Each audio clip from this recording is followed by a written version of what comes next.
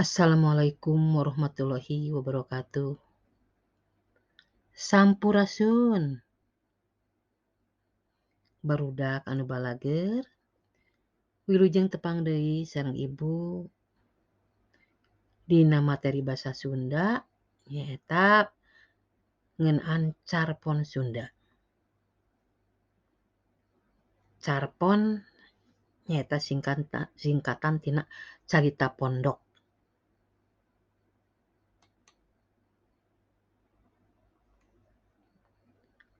Wangeunaan carpon. Sapertos tadi dicarioskeun ku Ibu, yen carpon singkatan tina carita pondok. Dina basa Indonesia disebut cerpen, cerita pendek. Dina basa Inggris biasa disebut short story. Nyaeta karya sastra nu direka dina basa lancaran atawa prosa anu ukuranana pondok sarta miboga unsur intrinsik sareng ekstrinsik.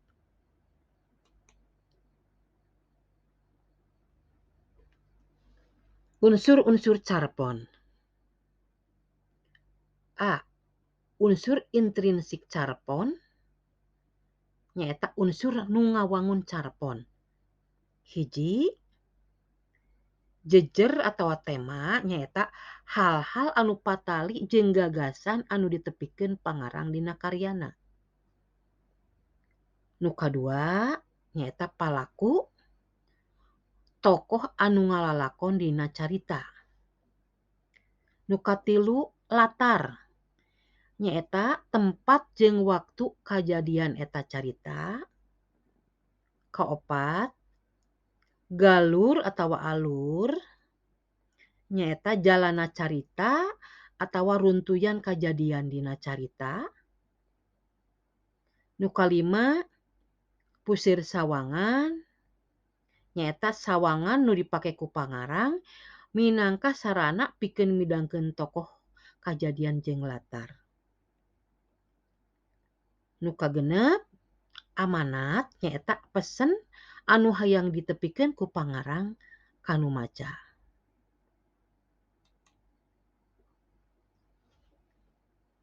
Salajengna di dieu aya unsur-unsur carpon. Bagian B nyaeta unsur ekstrinsik carpon.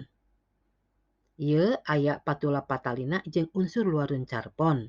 Di antarana saha nu ngarangna, saha nu macana, di mana dimuatna eta carpon, jeung saterusna.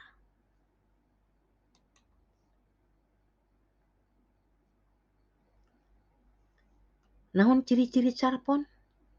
Tah di dieu aya diseratkeun aya 6. Nu kahiji, wangun karanganana pondok. Nu kadua, sifat caritana naratif jeung fiktif. Nu katilu, eusina kaharti ku akal atawa realistis. Nu kaopat, biasana nyaritakeun hiji kajadian, henteu kompleks jiga novel. Jadi novel mah panjang diwangun ku sababaraha episode, ieu mah ukur nyaritakeun hiji kajadian. Nu kalima, jumlah tokohna henteu rea siga dina novel. Nu kagenep, eusi caritana numbuhkeun sikap anu positif ka nu maca.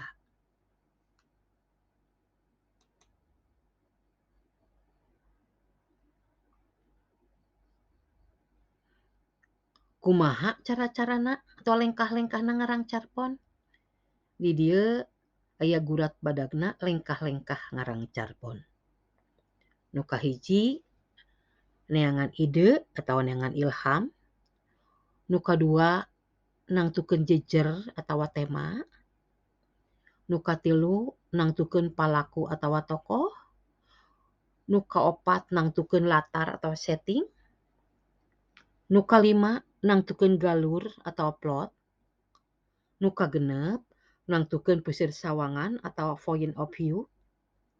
Nu katujuh, nangtukeun amanat. Nu kadalapan, nangtukeun basa nu digunakeun dina karangan.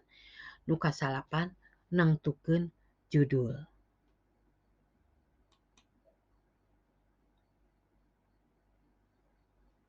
Salajengna di dieu aya contoh buku kumpulan carpon jeung pangarang anu kungsi dileler hadiah rancage. Nu kahiji Jajate Ninggang Papasten karangan Yus Rusyana tahun 1888. Nu kadua Halimun Peuting karangan Iskandar Wasid tahun 1880. Nu katilu Serat Sarwa Satwa karangan Godi Suwarna tahun 1886. Nu kaopat Oleh-oleh Pertempuran karangan Rukmana HS tahun 2007. Nu kalima Nadran karangan Ahmad Bakri tahun 2016. Nu kagenep Di Antara Tilu Zaman karangan Aam Amelia jeung sajabati eta masih keneh seueur contoh buku kumpulan carpon jeung pangarang nu kungsi dileler hadiah rancage.